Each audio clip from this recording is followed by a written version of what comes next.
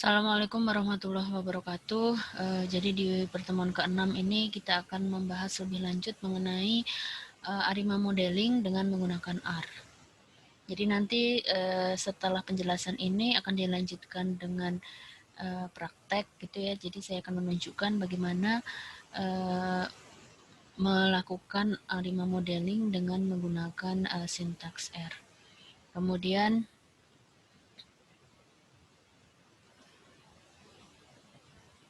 jadi di R-nya itu sendiri ada dua gitu ya, ada dua fungsi untuk membentuk ARIMA modeling. Ya, kita bahas dulu untuk yang pertama adalah auto ARIMA. Jadi auto ARIMA ini adalah proses pemilihan modelnya itu dilakukan secara otomatis dengan menggunakan algoritma di dalam R-nya.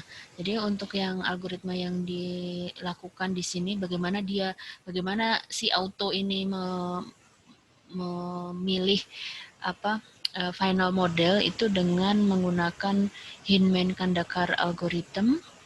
Kemudian model yang dipilih itu dengan mengkombinasikan unit root test, kemudian pemilihan nilai IC yang kecil, kemudian meminimalisasikan nilai MLA juga untuk mendapatkan ARIMA model yang terakhir.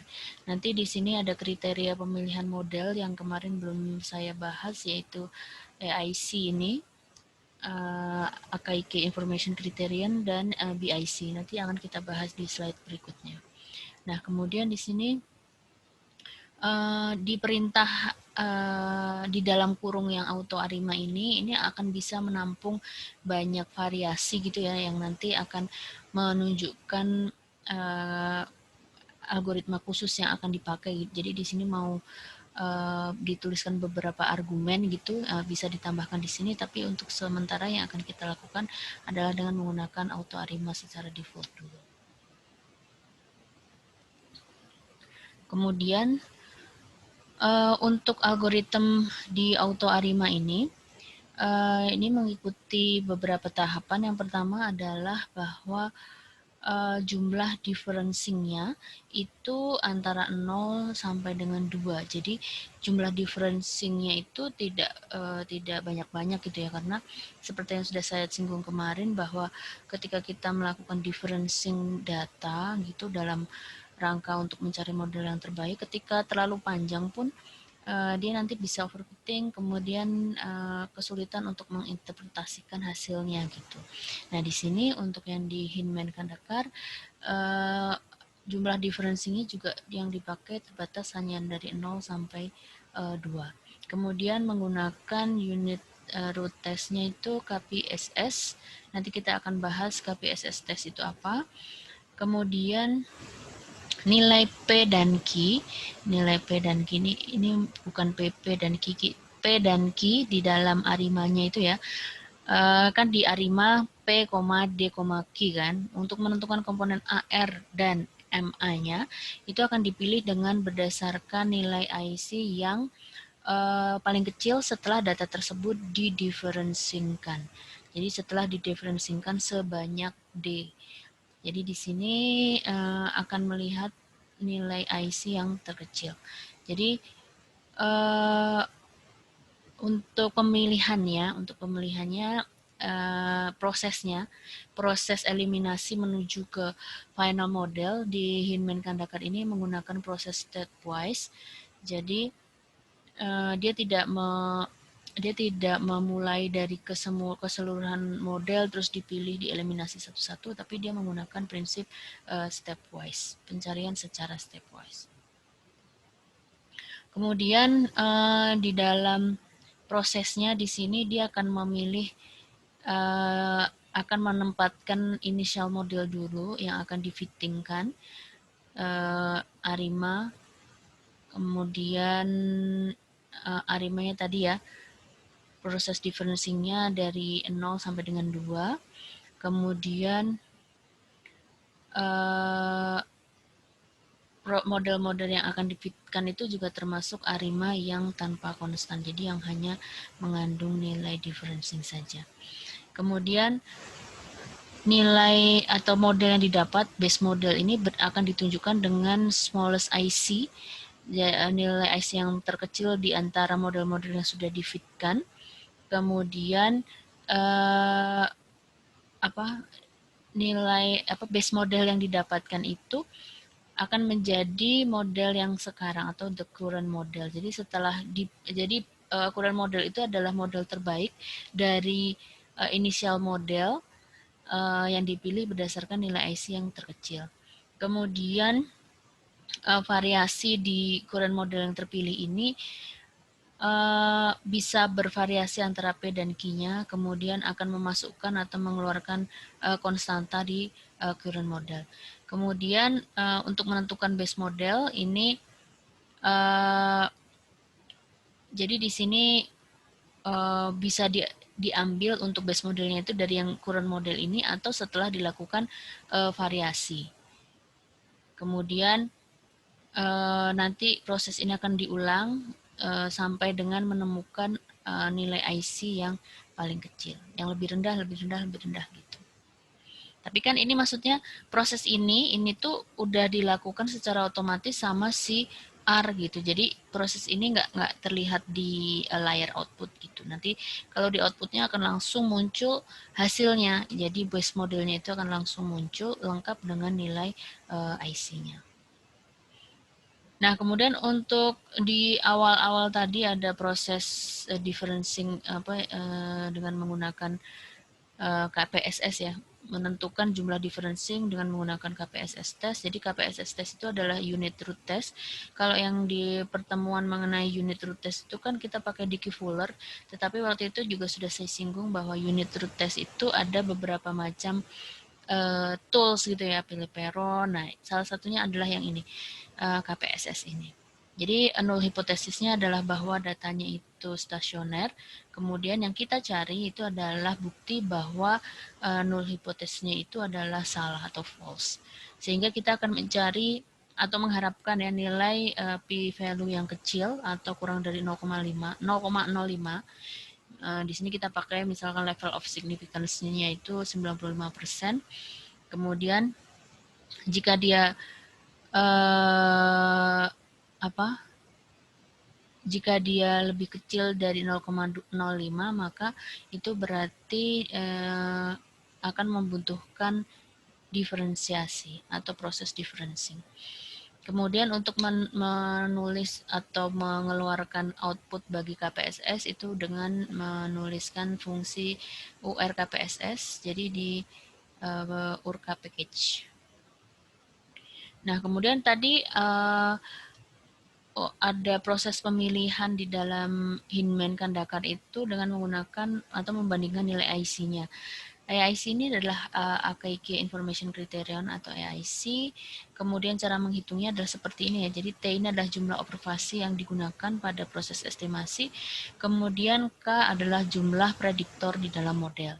Nah, K plus 2 ini dilakukan karena di dalam model itu sendiri sebenarnya ada komponen K, koefisien untuk prediktor, kemudian ada intercept dan varians untuk residual. Makanya dia menggunakan term K plus 2. Kemudian di sini prinsipnya adalah untuk mengakomodir nilai SSE setelah dia memperhitungkan jumlah dari parameter yang harus diestimasi.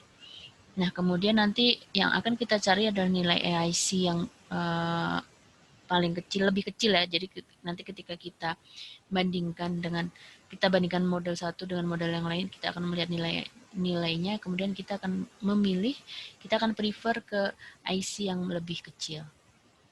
Jadi IC yang lebih kecil ini terutama akan penting untuk forecasting. Kemudian untuk T yang besar, jumlah observasi yang besar, mencari nilai AIC yang paling kecil atau yang lebih kecil ini berarti adalah meminimumkan nilai koefisien variation-nya.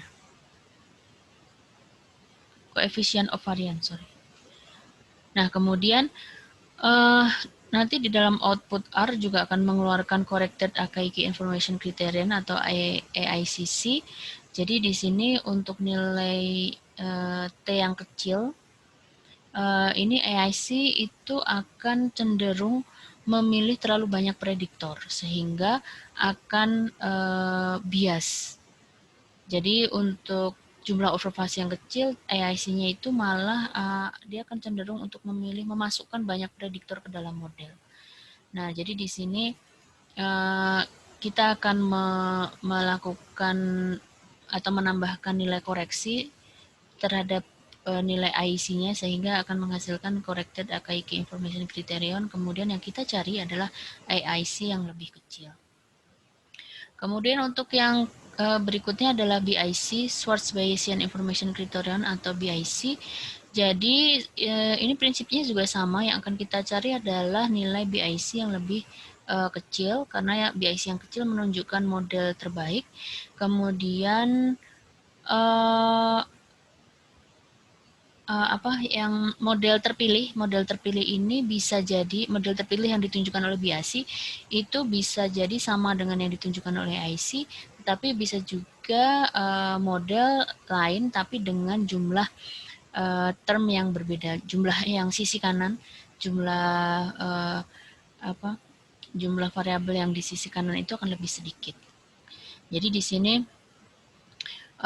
BIC ini akan mengakomodir ya, jadi dia akan lebih mengakomodir jumlah parameter lebih banyak daripada AIC. Kemudian di proses auto ARIMA secara default itu prosedurnya itu akan menggunakan aproksimasi ya, beberapa aproksimasi untuk mempercepat proses pencarian. Jadi di sini proses pencariannya bisa cepat, bisa lama gitu ya. Nggak cuma tergantung dari spek PC atau laptop yang digunakan, tapi di sini lebih ke arah kita bicara di sini mempercepat pencarian ketika data yang dimasukkan itu dia ternyata memerlukan banyak treatment gitu. Jadi untuk mempercepatnya bisa si auto ARIMA itu secara default menggunakan aproksimasi.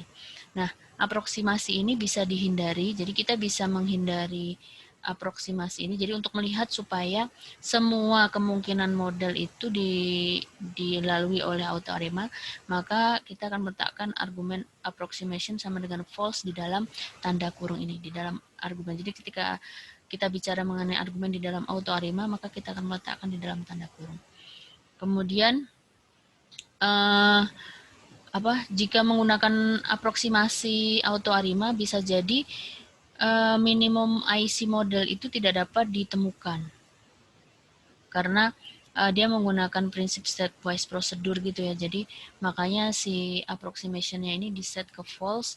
Kemudian ketika kita punya data yang besar, yang panjang gitu observasinya, maka argumen stepwise-nya ini bisa dimatikan. Jadi dia akan menyisir seluruh kemungkinan, jadi prosedur yang digunakan itu udah tidak stepwise lagi, jadi semua model akan dicek gitu. Kemudian untuk memilih, untuk yang kedua, jadi tadi pakai yang auto ARIMA function, kemudian untuk yang kedua adalah dengan menggunakan ARIMA function. Nah di sini ini prinsipnya adalah kita akan memilih model sendiri. Caranya adalah dengan yang kemarin kita lalui dengan manual gitu ya. Nah di sini langkah-langkahnya adalah seperti ini secara general gitu ya, secara general. Kemudian sebenarnya yang dilakukan oleh si Kandakar, Handyman dan Kandakar itu adalah dari langkah-langkah 3, 4, 5 gitu. Jadi ketika kita memilih model sendiri pun sebenarnya ketika sudah mengikuti panduan yang atau langkah-langkah ini dan yang sudah kita lakukan di pertemuan-pertemuan sebelumnya itu juga merupakan langkah yang tepat untuk menemukan model yang terbaik untuk forecasting. Jadi di sini akan diawali dengan plotting data, kemudian mengidentifikasi apakah ada observasi yang tidak biasa, ada lonjakan gitu ya, ada komponen-komponen time series yang ada di situ gitu. Jadi kita bisa mengidentifikasi secara menyeluruh, secara visual, deskriptif gitu ya. Kemudian bisa juga di langkah yang kedua itu kita melakukan transformasi data dengan menggunakan box transformation. Jadi di sini intinya adalah untuk menstabilisasi nilai varian. Jadi ketika dilihat di data plotting gitu ya, setelah di plotting kemudian kita melihat ada kecenderungan ketika bertambahnya waktu variannya juga bertambah. Jadi kayak yang di kemarin data mengenai apa tuh ya, yang ke kanan electrical consumption kalau nggak salah ya yang di Australia itu. Nah itu eh, semakin bertambahnya waktu variasinya juga tambah. Nah di sini kita bisa melakukan proses transformasi data. Transformasi data yang ditunjukkan sama Boxcock itu kan nanti bisa merekomendasikan apakah datanya itu akan di log gitu ya, ditransformasi dengan log dan sebagainya. Kemudian yang langkah ketiga adalah kita cek jika data itu ternyata non stationary, maka kita akan ambil nilai first difference, kemudian kita eh, apa kita cek ACF dan PACF-nya. Nah, dari sini kita akan tentukan model yang dirasa tepat. Kemudian kita akan coba atau dari pembacaan ACF PACF berarti kan kita sudah memilih satu model ya kan. Kita bisa menentukan satu kandidat model. Kemudian kita cek nilai AIC-nya. Nah, kemudian yang di langkah keenam, setelah kita dapatkan nilai AIC model dengan AIC yang lebih rendah, maka kita cek residual. Kemudian bisa di plotting gitu ya. Kemudian bisa juga dilakukan tes jika mereka atau di si residual itu uh, sudah white noise, maka bisa lanjut ke proses forecasting untuk yang di nomor 7. Tapi kalau misalkan dari sini cek residualnya juga belum meyakinkan, maka kita akan ulang lagi kan kemarin di proses sebelumnya menggunakan modified model, berarti di sini akan menggunakan model yang lain. Jadi secara grafik yang saya sebutkan tadi adalah mengikuti langkah-langkah seperti ini ya kan. Jadi di sini melakukan apa Jadi pertama harus pastikan datanya stasioner, terus plotting ACF, ACF, memilih model, kemudian lihat AIC, terus cek residual.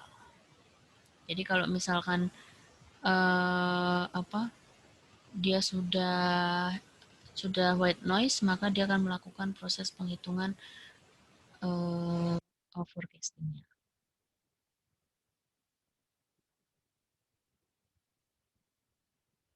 Nah, di sini kita akan menggunakan untuk contoh yang akan kita lakukan di sini, yang akan kita praktekkan, menggunakan data yang biar gampang pakai data yang di datasetnya R gitu ya. Di sini pakai data electrical equipment. Kemudian package-nya ambil atau library-nya itu di ggplot2. ggplot ini untuk pakai fungsi autoplot sama datanya yang elequip. Nama datanya elequip ini ada di FPP2. Jadi ini silahkan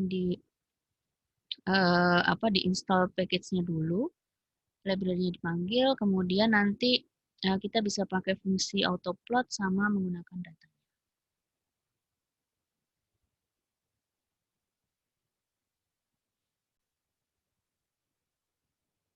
Nah, untuk sintaks di R-nya itu bisa dilihat di slide yang paling akhir.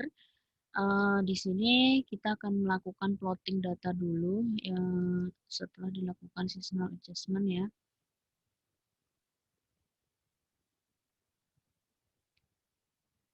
Ups. Oh, sebentar.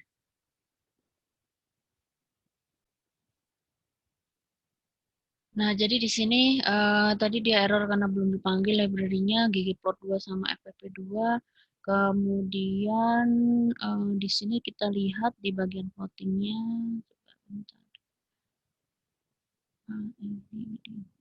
Nah, jadi di sini kita lihat bahwa uh, dia indikasi tidak stasioner kan, non stasioner karena datanya dia naik turun dalam periode waktu yang lama gitu ya, naik turun. Kemudian di sini uh, apa dropnya itu yang agak beda itu hanya terjadi di satu titik, dia drop di sekitar 2008 2009 gitu. Kemudian berarti di sini juga sepertinya tidak ada indikasi apa tidak usah dilakukan transformasi data gitu ya. Jadi di sini karena dia tidak stasioner maka akan kita lakukan proses differencing dulu. Oh ya, kita di sini pakai nanti yang akan kita lakukan di sini adalah yang menggunakan ARIMA, function ARIMA, jadi akan memilih model dari kita, jadi tidak menggunakan yang auto ARIMA.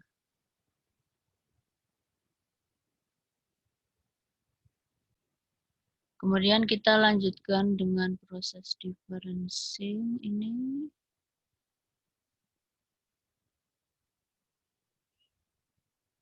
Sekaligus ditunjukkan plottingnya. Nah, di sini kan dia sudah lebih pergerakannya sudah lebih stabil gitu ya. Lebih stabil, kemudian ini adalah ACF-nya dan PACF. Kemudian kalau dilihat nilai ACF dan PACF-nya, ini kita bisa pilih yang berarti kan ini tadi udah differencing satu kali. Kemudian di sini AR-nya ini 3. Kemudian kita coba MA-nya adalah 1 ya. Ini berarti ini 1 apa yang ini 5 dari 0 atau 1 ya? Bentar.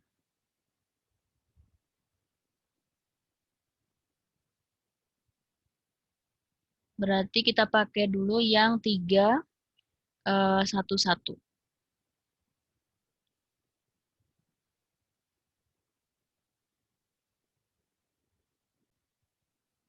Kemudian di sini kita akan fittingkan ke model 311 ya.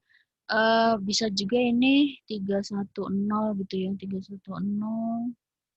Karena kalau kita lihat kenapa nggak yang sampai di banyak. Nah, ini kita pilih yang 0 atau 1 karena dia nanti kalau terlalu banyak kan kemarin dia akan overfitting gitu ya. Jadi nanti bisa dicek juga bahwa nilai AIC-nya untuk model yang MA-nya besar ini pasti juga akan tereliminasi di awal gitu.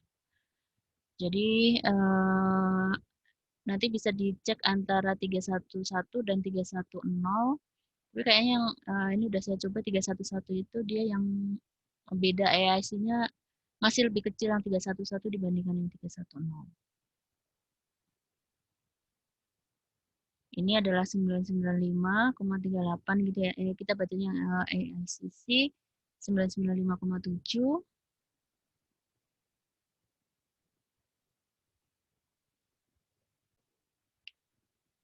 Ini adalah yang model 310 tadi.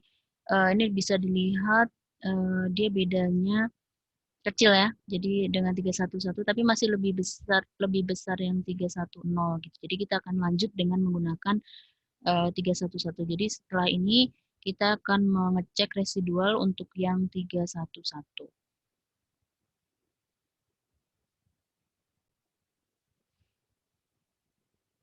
Kemudian untuk pengecekan residual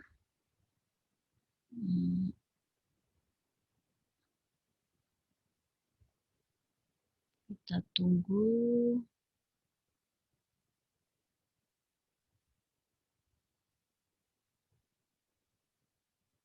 Nah, ini dilihat dari ACF residualnya semuanya di dalam area garis biru ini ya, sehingga ini menunjukkan bahwa residualnya sudah white noise. Kemudian diperkuat juga dengan hasil ujinya Ljung box text-nya dia lebih besar dari p-value-nya lebih besar dari 0,05 sehingga residualnya sudah white noise. Kemudian akan kita lanjutkan ke forecasting.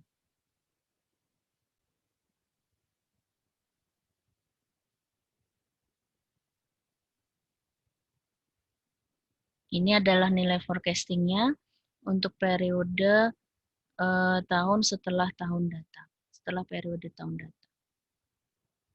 Kemudian kita akan coba yang menggunakan auto ARIMA ya. Di sini bisa kita lihat untuk perintah ini dengan menggunakan auto ARIMA ya, yang masih default itu model yang terpilih adalah 310, ARIMA 310. Tapi kalau misalkan kita pakai yang approximation false,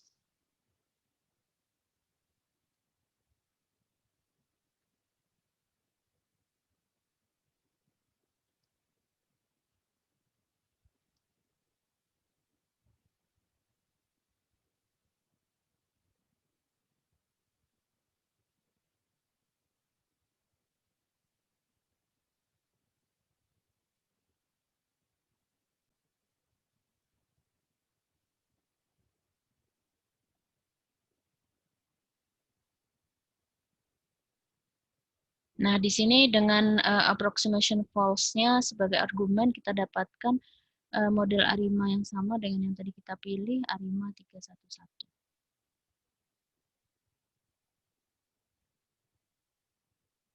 Baik, demikian untuk materi kali ini. Terima kasih atas perhatiannya. Wassalamualaikum warahmatullahi wabarakatuh.